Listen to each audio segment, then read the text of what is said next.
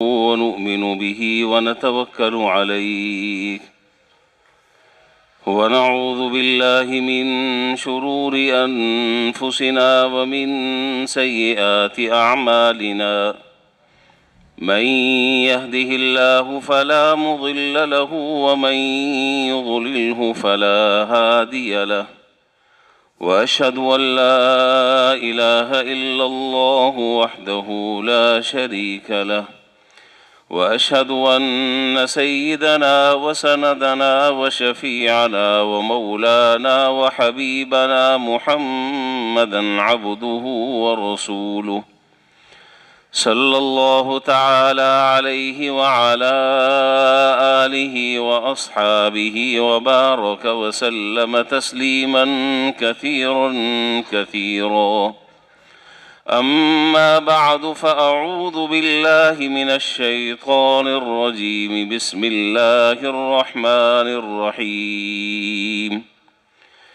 يا أيها الذين آمنوا عليكم أنفسكم لا يضركم من ضل إذا اهتديتم إلى الله مرجعكم جميعا فينبئكم بما كنتم تعملون.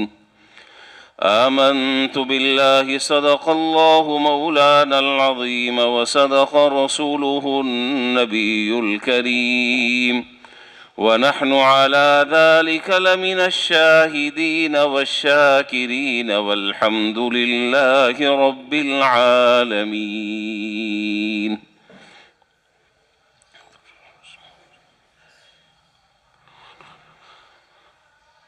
بزرگان محترم و برادران عزیز،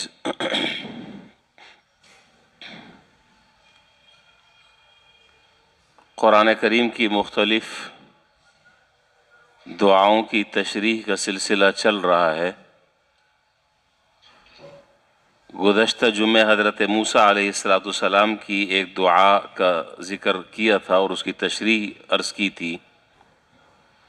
رب انی لما انزلت الی من خیر فقیر، اور اس دعا کا پس منظر آپ کے سامنے عرض کیا تھا.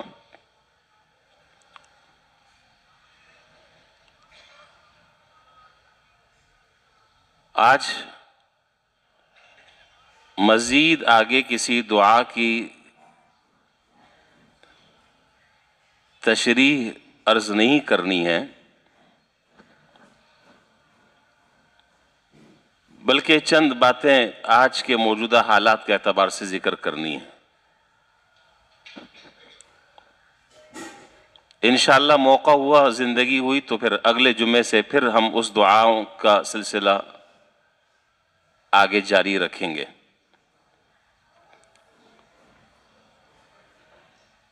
اس وقت ہمارے ملک کے جو حالات چل رہے ہیں، جن پر آشوب دور سے ہم گزر رہے ہیں، اور ہر ایک نئی صبح اور ہر ایک نئے دن میں ہمیں نئے فتنے کا اور پریشانیوں کا سامنا ہے، جس سے ہم میں سے ہر آدمی، ہر شخص بے چین اور بے قرار ہے، اور ہر شخص کی زبان پر یہ جملہ آپ کو سننے کو مل رہا ہوگا کہ کیا ہو رہا ہے، کیا ہونے والا ہے. اور ان موجودہ اور معروضی حالات نے ہمیں ذہنی بیمار بنا دیا ہے. ہر آدمی. اب یہ کوئی تفریق نہیں ہے کہ جی یہ ٹینشن پیسے والوں کو نہیں ہے، یہ ٹینشن مالداروں کو نہیں ہے، غریب اور متوسط طبقے کو ہے، نہیں. ہر شخص ان حالات کا رونا رو رہا ہے، مضطرب ہے، بے قرار ہے، بے چین ہے. اور ہر دوسرے آدمی اس بات پر تبصرہ کر رہا ہے، اس کے سیاسی عوامل کو ذکر کر رہا ہے. تو ہماری زبانوں پر ہماری ملاقاتوں میں، ہماری مجلسوں میں، ہماری جب کسی دوسروں سے الیک سلیک ہوتی ہے تو سوائے تبصروں اور تذکروں کے کچھ اور نہیں۔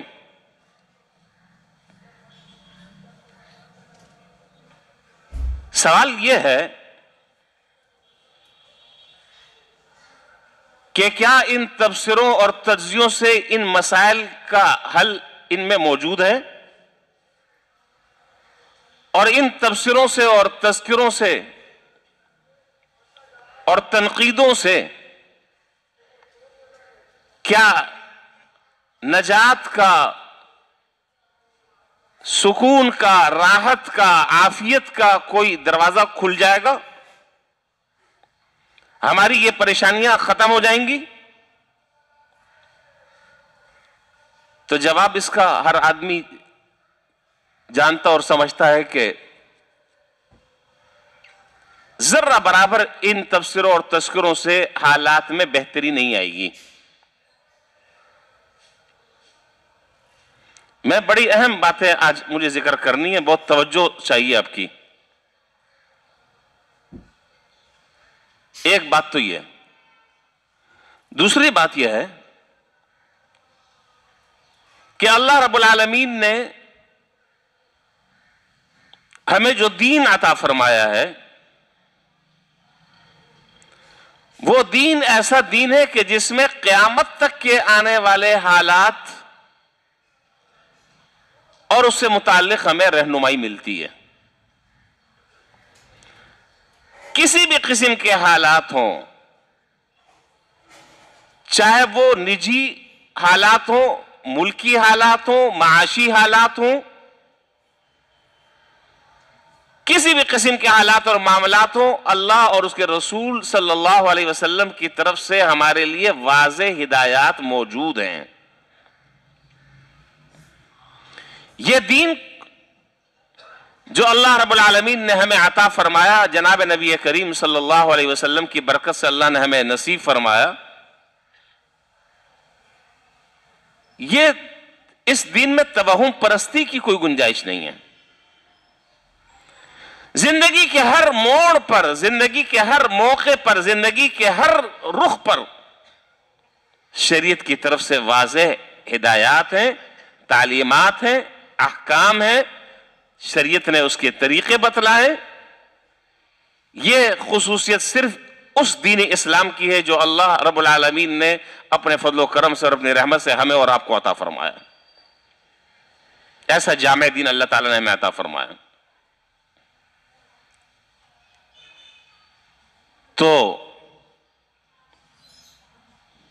حالات پر تبصرہ اور حالات کا تذکرہ یہ مسئلے کا حل نہیں ہے، یہ مسئلے کا حل نہیں ہے۔ اصل حل کیا ہے؟ بس اوقات سوال ذہن میں یہ پیدا بھی ہوتا ہے کہ ہم آج جن حالات سے دوچار ہیں اور جس ذہنی دباؤ کا ہم شکار ہیں، ذہنی تناؤ کا ہم شکار ہیں، ہم تو مسلمان ہیں، ہم تو کلمہ پڑھتے ہیں، ہم نمازیں پڑھتے ہیں، ہم روزے رکھتے ہیں، ہم زکوٰۃ دیتے ہیں وغیرہ وغیرہ، وظیفے پڑھتے ہیں، چلے کھینچتے ہیں، سارے کام تو ہم کرتے ہیں، پھر یہ ساری قیامت اور مصیبت ہم پر کیوں آ پڑی؟ تو بحیثیت مسلمان یہ ہمارا عقیدہ ہے، بحیثیت مسلمان ہمارا یہ عقیدہ ہے کہ اللہ رب العالمین کو اپنے بندوں کی ہر حالت کا علم ہے، اور قیامت تک کی جو حالات پیش آنے والے ہیں اللہ تعالیٰ کے علم میں۔ کوئی مسلمان جو اس حقیقت سے انکار نہیں کر سکتا، جو ہو رہا ہے اللہ تعالیٰ اسے بھی جانتے ہیں، اور جو کل ہونے والا ہے اللہ تعالیٰ اس کو بھی جانتے ہیں، اور اپنے ان بندوں کی بے قراری اور بے چینی اور پریشانی سب کا علم اللہ تعالیٰ کو ہے۔ اور قرآن کریم میں سورہ ملک میں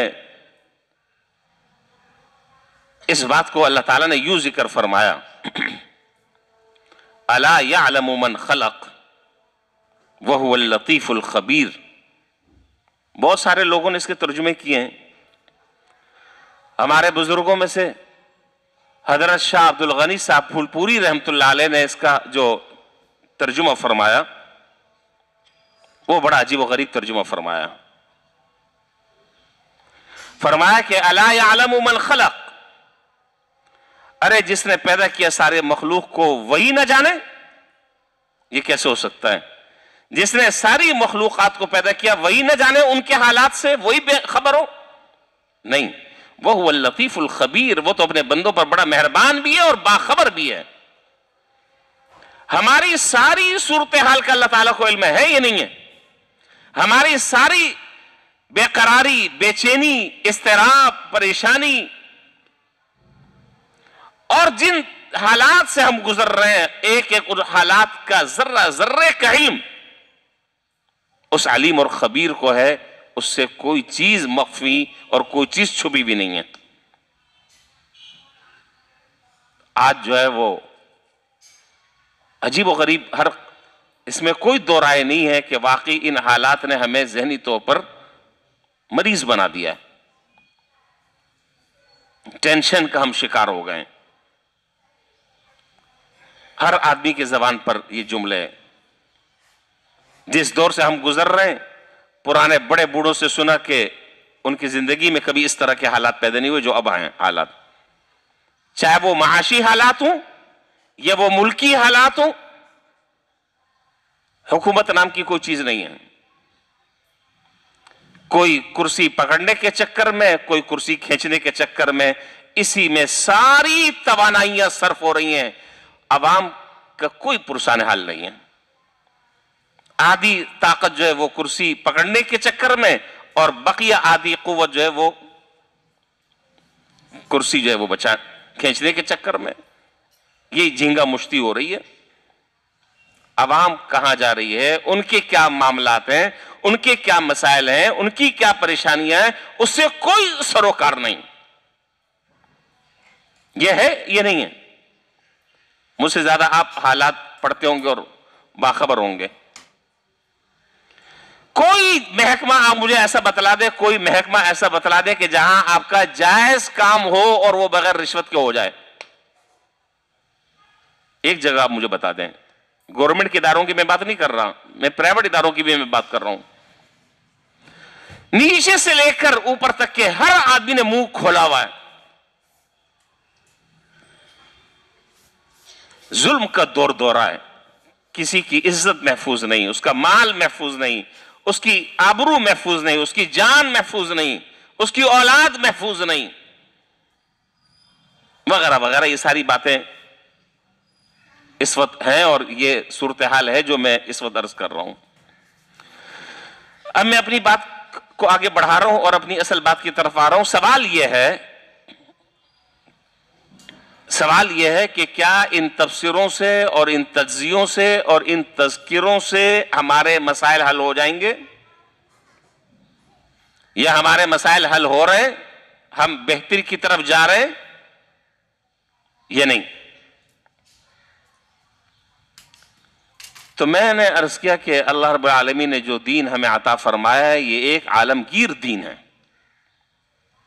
قیامت تک کے آنے والے حالات اور معاملات اور مسائل کا حل اس کے اندر موجود ہے. کوئی آدمی ان اصولوں پر اور ان قرآن کریم نے جن چیزوں کی طرف رہنمائی کی ہے، کوئی آدمی خود اس کی طرف اگر نہ بڑھے تو وہ ایک الگ بات ہے. لیکن اگر کوئی آدمی بڑھنا چاہے، کوئی آدمی سبق حاصل کرنا چاہے، کوئی آدمی ان قرآن اور حدیث سے رہنمائی حاصل کرنا چاہے، بہت عظیم رہنمائی اور بہت عظیم ہدایات ہمارا دین ہمیں دیتا ہے ہر موقع پر. تو اس سلسلے میں مجھے 2-3 باتیں آج عرض کرنی ہیں. اللہ کرے کہ میں مختصر وقت میں ساری باتوں کو سمیٹ لوں اور ساری باتیں میں کر لوں. بہت توجہ سے ساری باتیں سننے کی بھی ہیں، اور اللہ تعالیٰ مجھے بھی عمل کی توفیق عطا فرمائے اور آپ کو بھی اللہ تعالیٰ عمل کرنے کی توفیق عطا فرمائے. مقصد ہم سب کا یہاں اکٹھا ہونا اور ہم سب کا بات سننے اور سنانے کا مقصد ہے کہ عملی زندگی میں ہی ہم ان باتوں کو اور ان چیزوں کو لے کر آئیں. سب سے پہلی بات اس سلسلے میں یاد رکھنے کی ہے وہ یہ ہے کہ اللہ رب العالمین نے جو دین ہمیں عطا فرمایا اس میں مایوسی نہیں ہے، اس میں مایوسی نہیں ہے۔ مایوسی جو ہے وہ ظلمت ہے، مایوسی جو ہے وہ گمراہی ہے، مایوسی نہیں ہے۔ قل یا عباد، اور اس مایوسی کو کفر کہا گیا ہے، قرآن کریم میں ہے، قل یا عبادی الذین اسرفوا علی انفسہم لا تقنطوا من رحمت اللہ۔ آپ پیغمبر کہہ دیجئے میرے ان بندوں سے جنہوں نے اپنے نفسوں پر زیادتی کی اور اپنے نفسوں پر ظلم کیا ہے، کیا کہہ دیں؟ لا تقنطوا من رحمت اللہ، اللہ تعالیٰ کی رحمت سے نا امید مت ہو، اس کی طرف رجوع کرو، توبہ کرو، گڑ گڑاؤ، آنسو بہاؤ، اس روٹھے ہوئے رب کو مناؤ۔ اللہ تعالیٰ یہ ظلمت اور یہ تاریکی اور یہ نا امیدی کے بادل اللہ تعالیٰ یہ چھٹ جائیں گے اللہ کے حکم سے، اور حالات بہتر ہو جائیں گے۔ تو جو دین اللہ تعالیٰ نے ہمیں عطا فرمایا اس دین کے اندر مایوسی نام کی کوئی چیز نہیں ہے۔ بالکل اچھے طریقے سے بات ذہن میں بٹھا دیں۔ یہ جو بات میں عرض کر رہا ہوں یہ سب باتیں قرآن اور حدیث سے مستنبط اور ماخوذ ہیں۔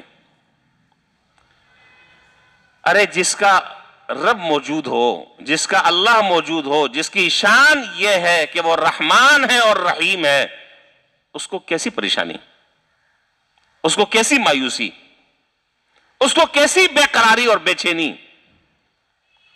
یہ پریشانی، یہ بے قراری اور یہ بے چینی تو اس آدمی کی ہو سکتی جس کا کوئی رب نہ ہو، جس کا کوئی پالنے والا نہ ہو، جس کا کوئی پرسان حال نہ ہو، جس کا کوئی ملجا اور ماوا نہ ہو، جس کا کوئی ٹھکانہ نہ ہو۔ مسلمانوں کا تو رب ہے اور دیکھ رہا ہے، وَهُوَ عَلِيمٌ بِذَاتِ الصُّدُورِ، وہ تو سینوں کے رازوں سے بھی واقف ہے، ہماری تمام حرکات اور سکنات سے بھی واقف ہے، لہذا کوئی عمل، کوئی واقعہ جو ہمارے ساتھ پیش آ رہا ہے، جن حالات سے ہم دو چار ہیں، یہ سارے کے سارے حالات جو ہے وہ اللہ تعالیٰ کے علم میں ہیں، اور اللہ تعالیٰ اپنے بندوں سے بڑا پیار کرتے ہیں، اللہ تعالیٰ اپنے بندوں سے بڑا پیار کرتے ہیں۔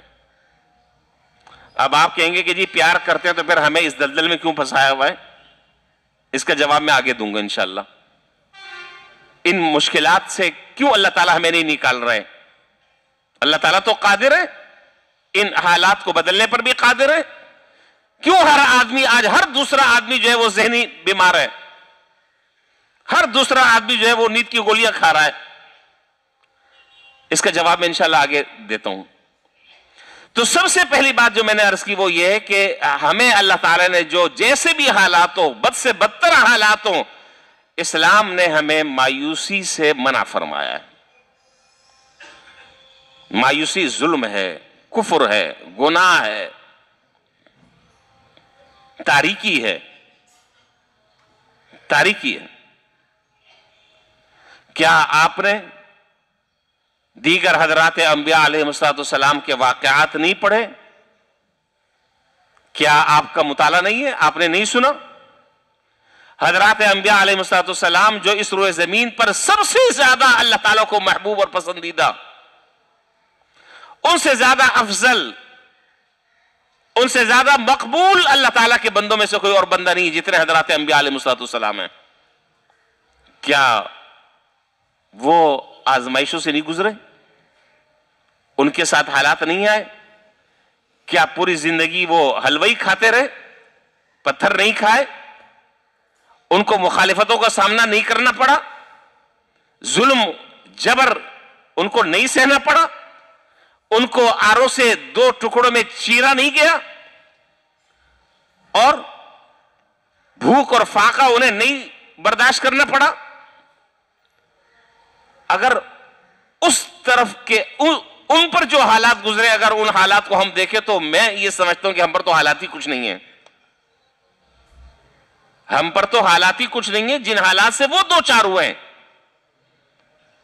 جن تکلیفوں کا اور اذیتوں کا انہیں سامنا کرنا پڑا ہے، ہمیں تو اس کا عشر عشیر بھی اللہ نے ہمیں محفوظ رکھا ہے. اللہ کا شکر ہے. قرآن کریم کیا کہہ رہا ہے؟ ہم اصل میں بات یہ ہے کہ جیسے کہ میں نے ابھی شروع میں عرض کیا کہ ہم قرآن حدیث کو نہ سمجھنا چاہتے ہیں، نہ اس کی تعلیمات سے سبق حاصل کرنا چاہتے ہیں. ہم سارا زور اور ساری توانائی اور ساری قوت صرف تبصرہ اور تجزیہ میں ہم صرف کرنا چاہتے ہیں، بس. نہ رہنمائی لینا چاہتے ہیں، نہ نکلنے کا راستہ ہمیں چاہیے. صرف تبصرہ ہے، تجزیہ ہے، اس پر تنقید، اس پر تنقید، ایک اس کو گالی دے رہا ہے، دوسرا اس کو گالی دے رہا ہے، ایک اس کے پیچھے ارے اللہ تعالیٰ نے ہمیں جو دین عطا فرمایا اس سے رہنمائی حاصل کرو. کیوں ادھر ادھر بھٹک رہے ہو؟ کیا ہمارے پاس کوئی چیز نہیں ہے؟ ہمارے پاس تو وہ ذخیرہ ہے، وہ ذخیرہ جو اس مسلمان کے علاوہ کسی اور کے پاس نہیں ہے. ہمارے پاس وہ ہدایات ہیں قرآن اور حدیث کی کہ جس سے دوسری قومیں محروم ہیں، اللہ نے ہمیں وہ چیز عطا فرمائی ہے. حضرات انبیاء علیہ السلام کو طرح طرح کی آزمائشوں سے گزرنا پڑا. ان کی ایک تاریخ ہے، میں اس مختصر وقت میں وہ تاریخ بیان نہیں کر سکتا. یہ دنیا کا جو نظام ہے جس میں ہم اور آپ رہ رہے ہیں، جب تک مقدر ہے زندگی ختم ہو جائے گی، اللہ کی طرف لوٹ جائیں گے. یہاں پر دونوں طرح کے حالات ہیں، حالات رہیں گے، ان حالات کا سامنا کرنا پڑے گا. یہاں اگر رات آتی ہے سورج ڈھلنے کے بعد تو پھر سورج بھی طلوع ہوتا ہے، صبح روشنی بھی ہوتی ہے. اور یہاں پر اگر تکلیفیں ہیں تو خوشی بھی کسی نہ کسی شکل میں، خوشی بھی کسی نہ کسی صورت میں سامنے آتی ہے. اللہ تعالیٰ نے دھوپ اور چھاؤں، خوشی اور غمی، گرمی اور سردی، اور اس طرح کی مختلف ازداد سے اللہ تعالیٰ نے اس کائنات کو بنایا ہے، اور اس جہان کو اور اس زندگی کو جس میں ہم اور آپ، اس عالم کو اللہ تعالیٰ نے ان دونوں چیزوں سے جوڑا ہے. کوئی آدمی ہمیشہ جو ہے وہ خوش نہیں ہے. ہمیشہ کسی آدمی پر غم اور پریشانی جب سے پیدا ہوا ہے وہ ہمیشہ پریشانیوں میں، ایسا نہیں ہے. یہ ناانصافی ہے. دونوں طرح کے حالات آئے، اچھے حالات بھی آئے، برے حالات بھی آئے، موافق حالات بھی آئے، ناموافق حالات بھی آتے. آج اگر اللہ تعالیٰ کی طرف سے ہاتھ کھلا ہوا ہے تو کبھی ہاتھ تنگ بھی ہوا ہے، وغیرہ وغیرہ. دونوں طرح کے حالات قرآن کریم میں ہے. وَلَوْ يُؤَاخِذُ اللَّهُ النَّاسَ بِمَا كَسَبُوا مَا تَرَكَ عَلَى ظَهْرِهَا مِن دَابَّةٍ.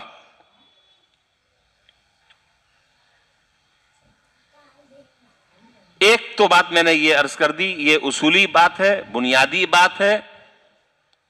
اور ان پریشانیوں سے نکلنے کے لیے ایک بہترین بات جو ذہن میں رکھنی چاہیے وہ یہ ہے کہ اللہ نے جو ہمیں دین عطا فرمایا اس میں مایوسی کا کوئی راستہ نہیں. ایک بات تو یہ ہو گئی. دوسری بات، قرآن حکیم یہ کہہ رہا ہے، قرآن پر ایمان ہے ہمارا نہیں ہے، سب کا ہے، مسلمان ہیں ہم. قرآن کریم یہ کہہ رہا ہے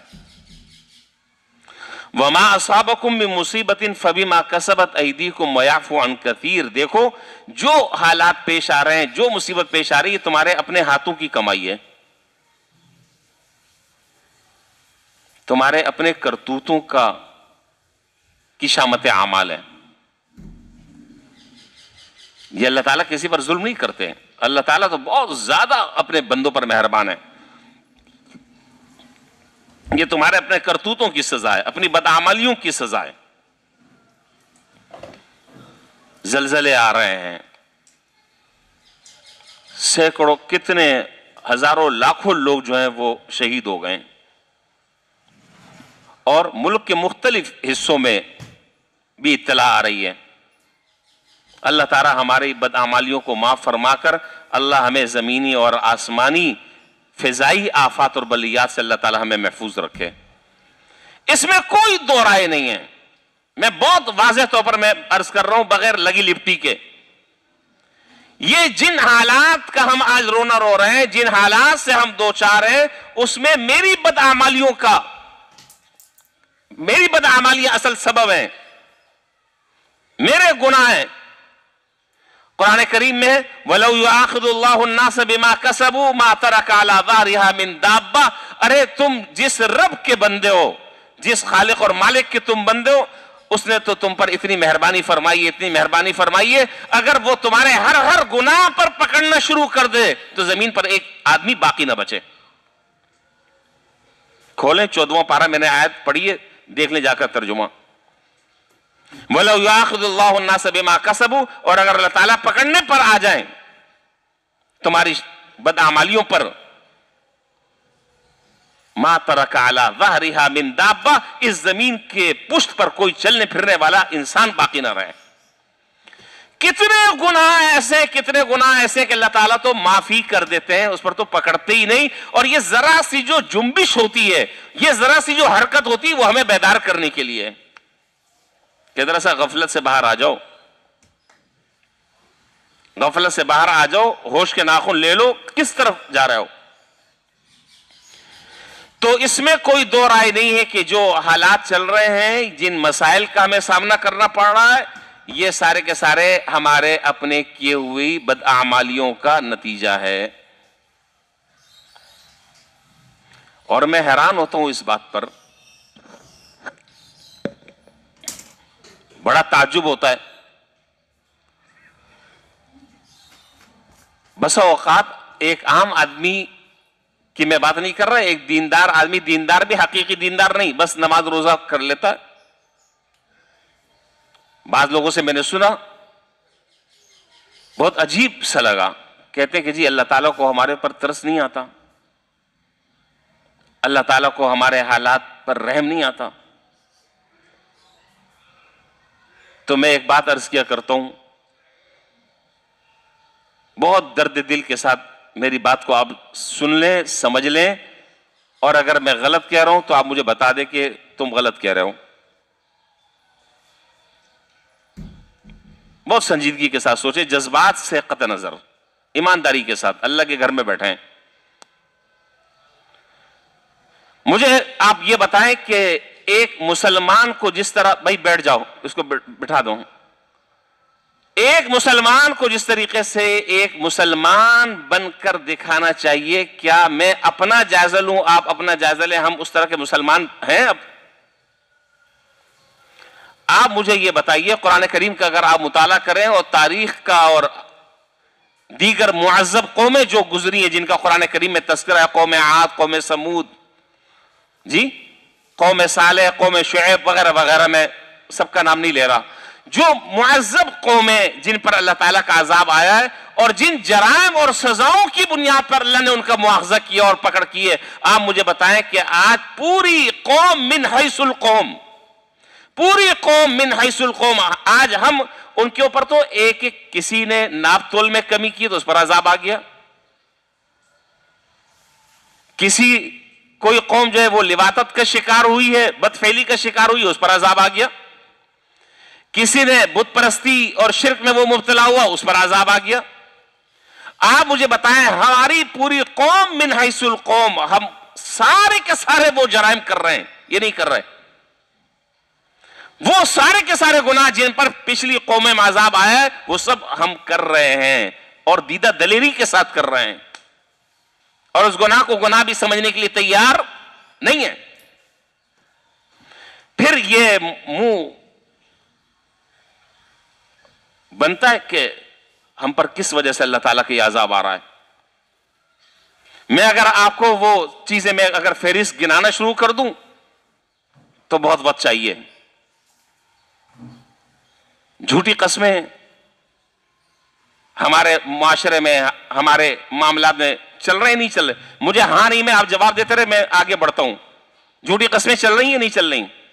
رشوت لے رہے ہیں، دے رہے ہیں نہیں؟ چوری چھپ کے دے رہے ہیں یا ببانگے دول کھلم کھلا؟ اور اس رشوت کو آج کوئی رشوت کہنے کے لیے تیار نہیں، سمجھنے کے لیے تیار نہیں، کہتا کہ جی یہ میرا حق ہے۔ دفتر میں سرکاری آدمی کہتے ہیں کہ جی دفتر میں جب ہم جاتے ہیں تو ہمیں جانے کی تنخواہ ملتی ہے اور وہاں ہم جو کام کرتے ہیں اس کے لیے ہم الگ سے اوپر سے پیسے لیتے ہیں۔ یہ فلسفہ آپ دیکھیے، دفتر میں جانے کی تنخواہ ملتی ہے اور کام کرنے کے ہم پیسے لیتے ہیں. کوئی ادارہ آپ مجھے ایسا بتا دیں کہ جو رشوت سے پاک ہو. رشوت ستانی عروج پر ہے. دوسروں کو کیا ہم اپنے گریبان میں منہ ڈالیں, ہم اپنے حالات کو دیکھیں. ملاوٹ ہم کر رہے ہیں کہ نہیں کر رہے ہیں؟ جی, مناسب شریعت نے تاجر کے لیے نفع کا کوئی ریشو مقرر نہیں کیا. ہاں, اتنا نفع نہ ہو کہ وہ غبن فاحش کہلائے, شریعت نے اس سے منع کیا ہے. آج جس آدمی کا جو دل چاہ رہا ہے وہ اپنی پرائز بڑھا رہا ہے, نرخ بڑھا رہا ہے, اس کو قطعاً اس بات کی کوئی فکر نہیں کہ سامنے والا کس پوزیشن میں ہے. ان حالات میں کیا میرے دل نرم ہو رہا ہے؟ میں ذرا سا تھوڑا سا کچھ نفع کم رکھ لوں, آٹے میں نمک کے برابر 8 آنے روپیہ, 150 اور 200 کی چیز جو ہے وہ 300 اور 400 پہ آج کا مسلمان اور آج کا تاجر اور 5 وقت کی نماز پڑھنے والا, اس کے دل میں رحم نہیں آ رہا. یہ کام ہو رہا ہے نہیں ہو رہا؟ ہو رہا ہے. کتنے لوگ ایسے ہیں کہ ان کے ماں باپ ان سے روٹھے ہوئے ہیں, وہ ماں باپ کو منانے کے لیے تیار نہیں ہیں. کتنے گھروں میں, کتنے گھر ایسے آپ کو ملیں گے کہ جس میں گانا, فحاشی, بے حیائی اور یعنی موسیقی اپنے عروج پر ہے. یہ سارے کام کیا اللہ تعالیٰ کی رحمت متوجہ کرنے والے ہیں یا اللہ کے عذاب کو دعوت دینے والے ہیں؟ پھر کہتے ہیں کہ جی یہ حالات کیوں آ رہے ہیں. یہ ہمارا منہ نہیں بنتا کہ ہم یہ باتیں کریں. اور نمازوں سے ہم غافل, دین سے ہم غافل, قرآن سے ہم غافل, اچھے کاموں سے ہم غافل. ان حالات میں میرا اپنا تجزیہ یہ ہے, اپنا تجزیہ میرا یہ کہ ان حالات میں تو مسجدوں میں جگہ نہیں ملنی چاہیے. لوگوں کا اللہ کی طرف رجوع ہو, اللہ کے سامنے روئیں, اللہ کے سامنے گڑ گڑائیں. شادی بیاہ میں کیا ہو رہا ہے بتائیں؟ میں بے دینیوں کی بات نہیں کر رہا, میں دیندار لوگوں کی بات کر رہا ہوں. وہاں موسیقی بھی چل رہی ہے, ڈول دھماکے بھی ہو رہے ہیں, سب کچھ ہو رہے ہیں. جب وہاں مولوی صاحب بیٹھتے ہیں تو ان کو یہ مشورہ دیتے ہیں کہ حضرت یہ چھوٹی موٹی ٹچ چلتی ہے, ایک چھوٹا موٹا چلتا ہے, چھوڑیں, کس زمانے کی باتیں کر رہے ہیں. یہ تو میں تو اس کو اسلامی ٹچ تو میں نہیں کہہ رہا, یہ چھوٹا موٹا تڑکا چلتا ہے, یہ چلتا ہے, چلنے دیں, کیا پریشانی ہے. تو بھائی کس چیز کی دینداری, کس چیز کی مسلمانی؟ تنخواہ پوری لے رہے ہیں, اپنے اوقات میں ڈنڈی مار رہے ہیں, ہے یہ نہیں ہے؟ تنخواہ پوری چاہیے, لیکن تمہارے ذمہ جو کام ہے وہ کام تم کر رہے ہو پورا ہی نہیں کر رہے, اس کی کوئی فکر نہیں. ملاوٹ کرنے کا موقع آ رہا ہے, ہر آدمی 2 نمبری کر رہا ہے, دوسرے کو ٹوپا پہنا رہا ہے. تو میں ان حالات پر میں رونا روں. تو بات اصل میں یہ کہ جس طرح ہماری بدعمالیاں ہیں, جس طرح ہمارے گناہ ہیں, اس طریقے سے اللہ کی طرف سے فیصلے ہیں. اب اس کو آپ برداشت کریں نہ کریں, اپنی اصلاح کی فکر کریں, اس سے نکلنے کا راستہ کیا ہے اس کی طرف جائیں. حدیث میں ہے کہ جناب نبی کریم صلی اللہ علیہ وسلم کا معاملہ یہ تھا, روایات میں اذا حزبہ امر فادبر الی الصلاۃ, کہ جب جناب نبی کریم صلی اللہ علیہ وسلم پر کوئی پریشانی لاحق ہوتی تو فوراً نماز کی طرف رجوع کرتے, فوراً نماز کی طرف بڑھتے, اللہ کی طرف متوجہ ہوتے. آپ بتائیں مجھے ان حالات میں کتنے لوگ نماز کی طرف متوجہ ہیں؟ کتنے لوگوں نے ان حالات میں بے حیائی کو خیر بات کہہ دیا ہے؟ کتنے لوگوں نے توبہ کر لیے؟ کتنے لوگوں نے استغفار کر لیا ہے؟ جو کوئی جو کچھ کہہ رہا ہے وہ صرف تبصرے کے حد تک کے ہے, وہ صرف تذکروں کے حد تک کے ہے, لیکن عملی طور پر اپنی زندگی کو بدلنے کے لیے تیار نہیں ہے. عملی طور پر اپنی زندگی کو بدلنے کے لیے تیار نہیں, جس گناہ میں مبتلا ہے اس گناہ کو چھوڑنے کے لیے تیار نہیں. تو بھائی پھر رونا مت رو, پھر برداشت کرو. تو دوسری بات میں نے یہ عرض کی, پہلی بات میں نے یہ ذکر کی کہ مایوسی کی کوئی گنجائش نہیں ہے, اور دوسری بات میں نے یہ ذکر کی کہ یہ سب ہمارے اپنے کیے ہوئی بدعمالیوں کا نتیجہ ہے, ہماری بدعمالیوں کا نتیجہ ہے, ہمارے گناہوں کی شامت اعمال ہے. اللہ تبارک و تعالی ہماری شامت اعمال کو دور فرمائے. کتنا بڑا ترکی میں کتنا بڑا نقصان ہوا ہے, لاکھوں لوگ جو ہیں ان کے لیے ہمیں دعا بھی کرنی چاہیے، ان کی ہمیں مدد بھی کرنی چاہیے، اور کم از کم جن گناہوں میں ہم میں سے ہر آدمی مبتلا ہے اس گناہ کو اسے چھوڑنا چاہیے، اللہ کی طرف رجوع کرنا چاہیے۔ دو باتیں، اور تیسری بات یہ ہے کہ اس صورتحال سے نکلنے کا جو واحد راستہ ہے وہ راستہ یہ ہے کہ ہم میں سے ہر آدمی اللہ تعالیٰ کی طرف رجوع کرے، توبہ کرے، استغفار کرے، اور یہ پیغام آگے دوسرے لوگوں تک کے پہنچائے۔ جب تک کہ ہم توبہ اور استغفار نہیں کریں گے اس وقت تک کہ حالات نہیں بدلیں گے، نہیں بدلے، رونا روتے رہے۔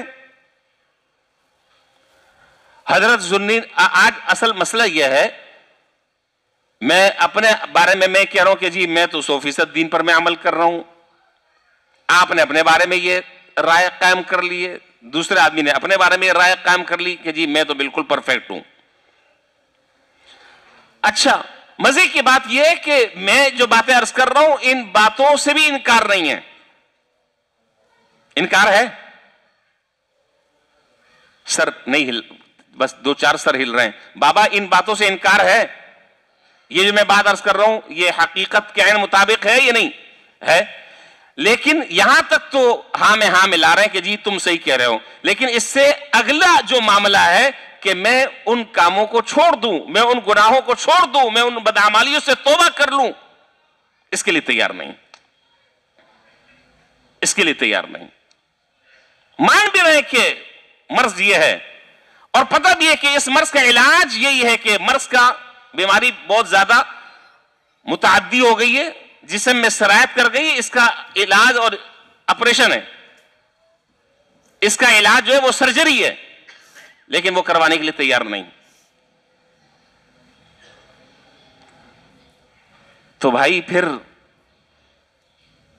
رونے کی ضرورت نہیں، پھر پریشان ہونے کی ضرورت نہیں، پھر تبصروں اور تذکروں کی ضرورت نہیں۔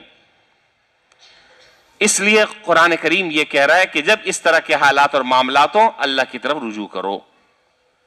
حضرت ذوالنون مصری رحمت اللہ علیہ، آپ نے نام سنا ہوگا، ان کے پاس ایک صاحب آئے اور انہوں نے آ کر حضرت سے عرض کیا کہ حضرت ملک میں قحط سالی ہو رہی ہے، انسان مر رہے ہیں، جانور مر رہے ہیں، مویشی مر رہے ہیں، مرد مر رہے ہیں، عورتیں، بچے، آپ دعا فرما دیں اللہ تعالیٰ اس قحط سالی کو دور فرما دیں۔ کیا جواب دیا؟ فرمایا کہ صحیح کہہ رہے ہو، میں یہ سمجھتا ہوں، حضرت فرما رہے ہیں اتنا بڑا آدمی، فرمایا کہ میں یہ سمجھتا ہوں کہ یہ ساری صورتحال میری وجہ سے ہے، میری بدعمالیوں کی وجہ سے ہے، میں اس شہر سے دور نکل جاؤں تو ہو سکتا ہے کہ اللہ تعالیٰ کی رحمت برسنی شروع ہو جائے۔ آج میرا جیسا، میں اپنے بارے میں سمجھ رہا ہوں کہ میرا جیسا نیک کوئی نہیں ہے، آپ اپنے بارے میں آپ نے یہ رائے قائم کی ہے کہ آپ کے جیسا کوئی نیک آدمی نہیں ہے۔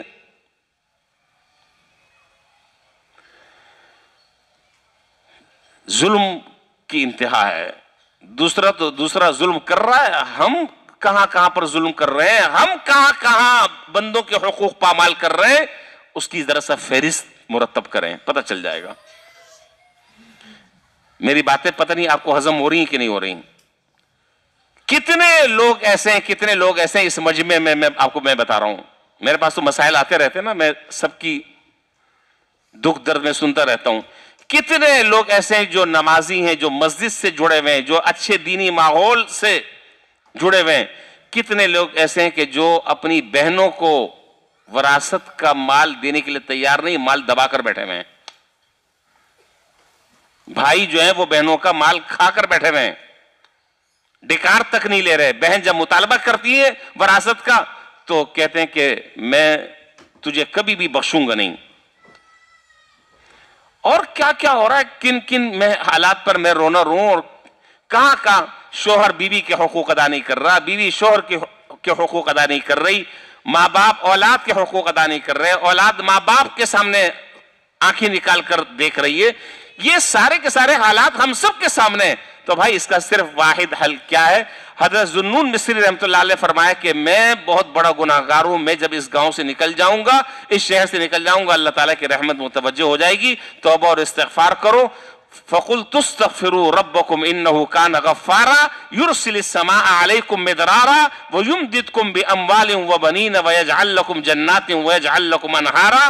اللہ تعالیٰ توبہ اور استغفار پر اللہ اپنی رحمت بھی متوجہ فرمائیں گے، بارشیں بھی برسیں گی، قحط سالی بھی ختم ہوگی، جس کی اولاد نہیں ہو رہی ہے اولاد بھی ہوگی، مال میں بے برکتی ہو رہی ہے، اللہ استغفار کی برکت سے مال میں برکت بھی پیدا فرمائیں گے۔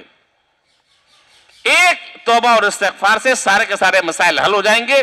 اس لیے میں بار بار یہ بات عرض کر رہا ہوں کہ اللہ کی طرف ہم متوجہ ہوں، اور اللہ تعالیٰ ہم سے روٹھے ہوئے ہیں اور اللہ تعالیٰ ہم سے ناراض ہیں، اللہ رب العالمین کو ہم منائیں، رو رو کر منائیں۔ ہم میں سے ہر آدمی، کوئی آدمی ایسا نہ ہو کہ جس کی تہجد چھوٹ جائے ان حالات میں۔ فرض نماز کا تو بہت بات کا مسئلہ ہے، تہجد میں ہم اٹھیں، اللہ سے مانگیں، توبہ کریں، اپنے لیے کریں، قوم کے لیے کریں، پورے ملک اور ملت کے لیے کریں، عالم اسلام کے مسلمانوں کے لیے کریں، لیکن ابھی بھی ہم اسی بے حسی کا شکار ہیں۔ بھائی جو کام میں کر سکتا ہوں، جو میرے اختیار میں، وہ تو کام مجھے اپنے حصے کا کرنا چاہیے نہیں کرنا چاہیے؟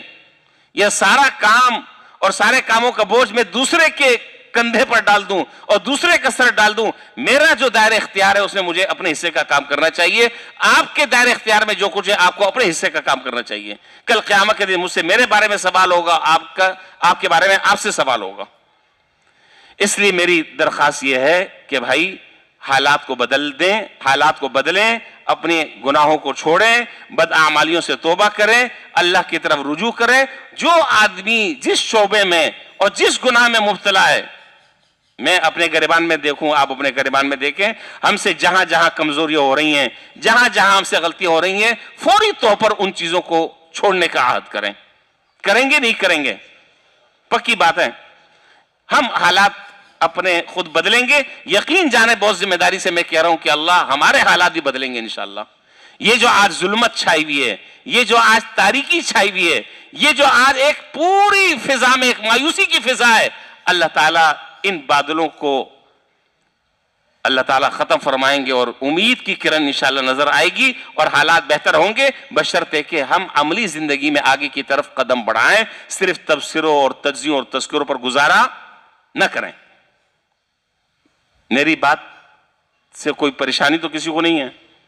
غلط تو نہیں کہہ رہا میں؟ اللہ تعالیٰ ہم سب کو عمل کرنے کی توفیق عطا فرمائے اور اللہ تعالیٰ ہماری شامت اعمال کو ہم سے دور فرمائے۔ سارے گناہ ہمارے اندر موجود ہیں جن کی وجہ سے یہ زلزلے آ رہے ہیں، جن کی وجہ سے یہ مہنگائی کا عذاب ہے۔ ہم یہ 2 نمبریاں اور 2 نمبر جو کام ہم کر رہے ہیں، اللہ تعالیٰ ہمیں اس سے پکی اور سچی توبہ کرنے کی توفیق عطا فرما دے۔ یہ وقت ہے اللہ تعالیٰ کی طرف رجوع کرنے کا، یہ وقت ہے اللہ سے توبہ اور استغفار کرنے کا، یہ وقت ہے اللہ کے سامنے رونے اور دھونے کا۔ انشاءاللہ 2 قطرے اگر اللہ کے سامنے بہا دیے، اللہ کی رحمت ضرور متوجہ ہوگی، مایوسی کا کوئی راستہ نہیں ہے انشاءاللہ۔ اللہ تعالیٰ ہر طرح کی آزمائشوں سے، آفات و بلیات سے اللہ تعالیٰ ہماری حفاظت فرمائے، اور حالیہ جو زلزلہ آیا ہے اس میں ہم میں سے ہر آدمی کم سے کم دعا تو کر سکتا ہی نہیں کر سکتا۔ میں آپ سے چندے کی بات نہیں کر رہا۔ آپ کہیں گے کہ جی مولوی صاحب ہمارے تو خود اپنی حالت پتلی ہوئی ہے، ہمارے تو خود حالت جو ہے وہ عین غین ہوئی ہے، آپ اب چندے کی باتیں کر رہے ہیں۔ بھائی دعا کر سکتے نہیں کر سکتے؟ یا اس میں بھی کوئی بخل ہے؟ جیسے ہی پیسے لگتے ہیں اللہ کے سامنے روئیں، اللہ کے سامنے دعائیں کریں، پوری امت مسلمہ کے لیے دعا کریں کہ اللہ تعالیٰ ان مشکل حالات سے پوری امت مسلمہ کو نجات عطا فرما دے، اور اللہ تعالیٰ مسلمانوں کو عافیت دارین نصیب فرما دے، ہر طرح کی آفات اور بلیات سے، حوادثات اور سانحات سے، ناموافق حالات سے اللہ تعالیٰ ہم سب کی حفاظت فرمائے، ہماری جان، مال، عزت، آبرو کی، ملک کی اللہ تعالیٰ حفاظت فرمائے۔ ان معروضات پر میں اپنی گزارشات کو ختم کرتا ہوں۔ اللہ ہمیں عمل کی توفیق نصیب فرمائے۔ وآخر دعوانا ان الحمدللہ رب العالمین۔